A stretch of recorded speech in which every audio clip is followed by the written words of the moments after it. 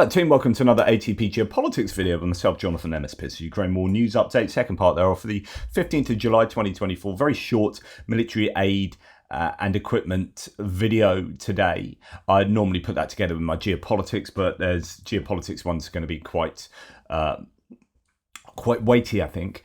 Anyway, we're going to start with Poland considering shooting down Russian missiles over Ukraine, according to Foreign Minister Sikorski. This is what we've heard of, but it's rumbling on. This is going back to July the 13th. It just gives you some context. According to him, the proposal was included in the agreement on joint defence between the two countries signed during Zelensky's visit to Warsaw. So you possibly got a bit of a tension here where they've signed this bilateral security agreement where they're going to consider, I presume, rather than committing to using Polish air defences and aircraft to take down Russian missiles and drones that approach Poland on the Ukrainian side of the border. Instead of committing to actually doing that, they might just have some fluffy language around, well, we'll consider that. Because since then, the NATO Secretary General Jens Stoltenberg has rejected Poland's proposal to destroy Russian missiles from its territory. According to Stoltenberg, the alliance's position has not changed. NATO will not become directly involved in Russia's war of aggression. So yeah, that's what the Kyiv Independent is also reporting here too. Stoltenberg signalled that he opposes Poland shooting down Russian missiles in Ukrainian airspace. Asked about the issue in the interview, Stoltenberg said NATO will support Ukraine and we have now increased our support, but NATO's policy is unchanged. We will not be involved in this conflict. Still reporting taking place concerning Ukraine speaking or negotiating still with Sweden about the Gripen fighter jets, the Jazz 39 Gripen fighter jets that Saab make. Countering previous reports, earlier Sweden's foreign minister indicated openness to supply. So that is ongoing. Of course, if anything does come from that, it's going to be a long time into the future, given how long it's taken for F-16s to find their way to Ukrainian airspace. Not that they've done that yet. There are some rumours, but you know it's going to be oncoming, and that will be increasingly taking place over the next, say, year. So Gripens were also to be added to that capability. Unless they're already doing secret training now, it's not going to be something you'll see in Ukraine for another year or two, I'm pretty sure there. Germany is covertly stepping up arms aid to Ukraine, says Euromaidan Press. This is demonstrated by a huge military package, including tanks and HIMARS rocket launchers, which was delivered to Ukraine at the end of June, beginning of July. Says Euromaidan Press, I reached out to German aid to Ukraine and said, is this an accurate way of reporting this? He's like, well, it's just referring to the stuff that they've got out there in the last 3 weeks. That Germany doesn't do stuff particularly covertly, because they are so transparent with the way that they support Ukraine. The German government is possibly the most transparent, and that is what enables German aid to Ukraine to do the work he does with the detail that he does. It is a very different approach to, say, Finland and other nations who are much more churlish about giving out details of what they are giving to Ukraine. So that makes German aid to Ukraine's life somewhat easier, for sure. And this is a list of equipment that the Germans have given to Ukraine, have delivered over the past 3 weeks. So not just what they've said, but what they've actually delivered, including that SAM system, that Patriot SAM system, supposedly already delivered 10 Sonobot 5 drones. I've not heard of those. Those are USV, so those are maritime drones, 30 vector aerial drones, 200 mobile drone jammers, and then all the stuff that I've already talked to you about. Lots of equipment, you can read it there. Pledged 4 Vicent 1 MC mine clearing tanks and 3 TRML-4D air surveillance radars are pledged, yet to be delivered. Those I wonder who's got a picture. I think that is the radar system there. That's super useful for the Ukrainians, especially since I think they have had a few losses in terms of air defense capabilities recently. Odessa this morning, S-300s seem to be under a lot of pressure from the Russians at the moment. So any kind of radar capability will possibly be able to replace the radar components of any battery that's taken out, and if there are spare launchers, and maybe you can plug and play with those. I'm not too sure though, but certainly radars are incredibly useful for the Ukrainians. A German opposition leader, to remain on the German subject, wants Berlin to send combat planes to Kiev. Quote, I believe that we should help Ukraine to at least restore sovereignty over its own airspace, says Christian Democratic Union CDU politician Friedrich Merz. Now, the CDU, when we talk about the rise of the AfD in Germany, and the pressure that the SPD and Greens are under, so Scholz's coalition,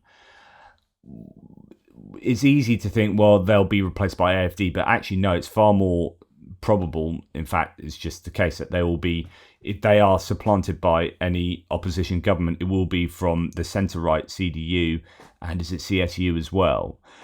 And these guys are very strong on support for Ukraine. So actually, Germany isn't in such a challenging place as maybe France is, and certainly other nations around the world. Leader of Germany's CDU, Friedrich Merz, said that Berlin should supply combat aircraft to Kiev to regain control of the airspace. The second largest military donor to Ukraine after the US, Germany that is, but unfortunately, Olaf Scholz has remained reluctant to supply some key capabilities, and obviously that will include Taurus cruise missiles. Quote, I believe that we should help Ukraine to at least restore sovereignty over its own airspace. He was reported as saying. Merz said more aid was necessary in light of Russia's increased missile attacks against Ukraine. I'd agree. A recent mass missile strike on July the 8th killed at least 41 people and injured around 200 others in Kiev and other cities across the country. Quote, these missile attacks, which are happening more and more now on infrastructure, on electricity and water supply facilities, on hospitals and homes for the elderly, cannot be taken under control only from the ground, Merz said. He noted that other EU nations have pledged to send Kiev fighter jets to bolster Ukrainian air defense. Shipments of F-16s from Denmark and Netherlands are reportedly already en route to Ukraine. We Germans cannot stand aside, Merz said. His previously supported proposals to send German long-range Taurus missiles to Ukraine, although the Bundestag voted down the motion. Kiev is expected to receive at least 79 F-16s from Netherlands, Denmark, Belgium and Norway. Sweden is reportedly considering providing Ukraine with Gripen fighter jets after the F-16 program is complete.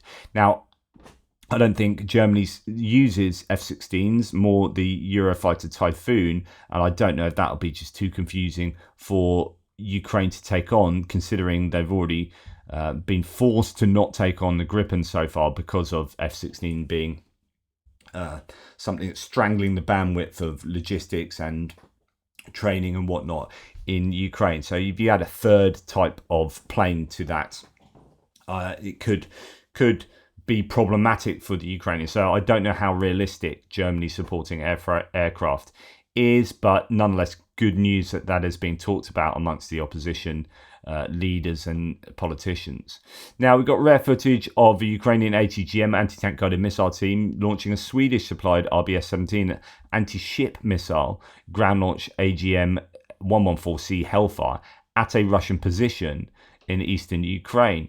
And good to see that these are being used. And actually, we have seen a number of pieces of video footage of these and hearing about them having been delivered. The RBS-17 was created to be a highly mobile area denial system, enabling Swedish forces, quote, to make it difficult for an adversary to enter the Swedish archipelago or harbours by ship. Obviously, you can use these missiles. We've seen a lot of anti-ship missiles get used by both the Russians and the Ukrainians against non-ship targets. Swedish supplied RBS-17s have popped up in various locations around Ukraine, primarily used in the system's secondary ground attack role. And here this one, obviously, earlier in the year, given there's a lot of snow around, being used somewhere else. You can see it far off there. Yes, so that is the RBS-17 that the Swedish have provided for the Ukrainians. Okay, moving on to already the last bit of information, and actually I've already expressed this to you in the frontline update last night. But the Chief Sergeant of the brigade awarded sleeve patches to the soldiers of the Special Battalion Shkval of the 47th Separate Mechanized Brigade. This battalion is composed of former prisoners who volunteered to defend the country. Each member was carefully selected through a thorough recruitment process. And we have heard that these guys were involved in an attack involving a Bradley, I believe, in the Procross direction and were pretty successful. So this is good news that you are seeing former convicts on the front lines as part of the newly mobilized troops. So that's great that there are fresh capabilities coming to the fore along the front lines. I suppose the only caveat is that already they're bringing in these mobilized troops, so it means that they desperately need them rather than training them even more to be properly ready. I'm not saying that these guys have had rushed training, but they're already on the front lines fighting. So I think it's an indication of how desperate the front lines are for fresh rotation, for new troops, for help from the mobilized. So on the one hand, really good. On the other hand, you might be seeing people rushed to the front line ahead of where you would like them to be in terms of training. Okay, thanks for watching. Please like, subscribe and share. Really appreciate your support. Take care. I'll speak to you soon.